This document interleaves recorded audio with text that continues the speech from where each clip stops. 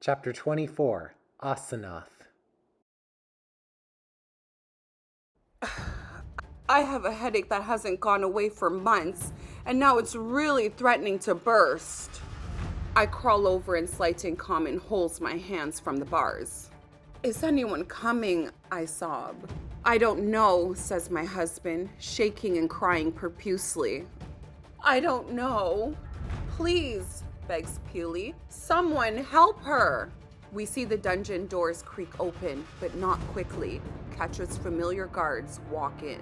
She's about to have the baby, says Sly. Help us. Very well, says one of the guards. I don't know or care who. Two guards hoist me up by my arms, and it wouldn't kill them to loosen their grip a little. I try to walk, but tumble. They manage to catch me, and I just about throw up.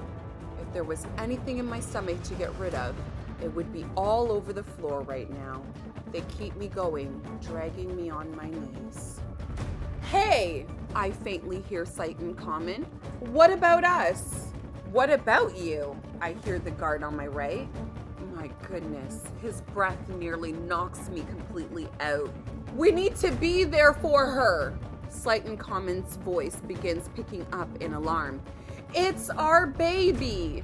I feel more than hear another guard spit on the floor. What?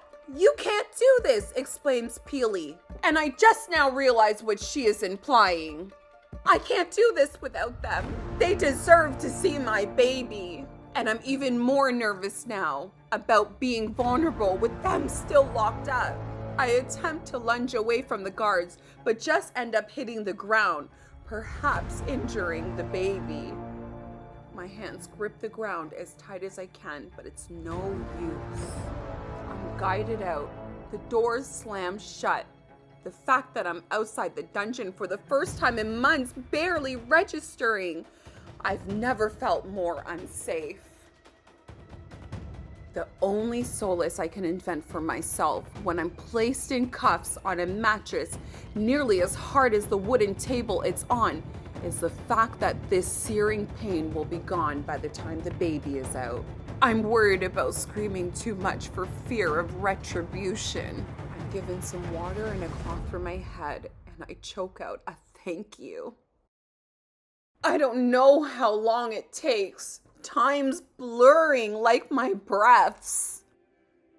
But when I hear the baby's innocent crying and the cord is cut, a fear I had in the back of my head ends up nulled.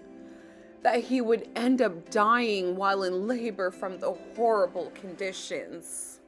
Hearing the baby's crying, I don't even care anymore that I'm locked up. For the first time, I'm completely not caring. I all of a sudden know about half a dozen things I can do with him in lockup. I see the guards toweling and rinsing him off. I reach out my arms to hold him when he's dry and wrapped. I see the guard holding him, noticing my outstretched arms. He smirks and turns to leave.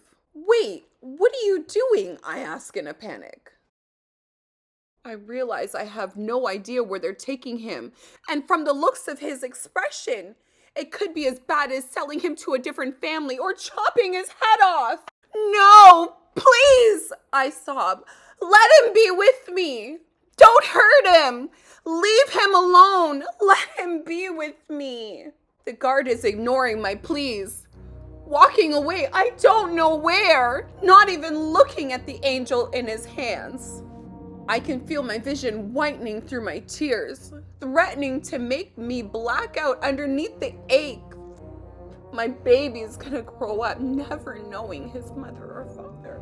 I'm never going to know what he's going to grow up to be because I'm going right back in. The guard falls to the ground, out of my sight.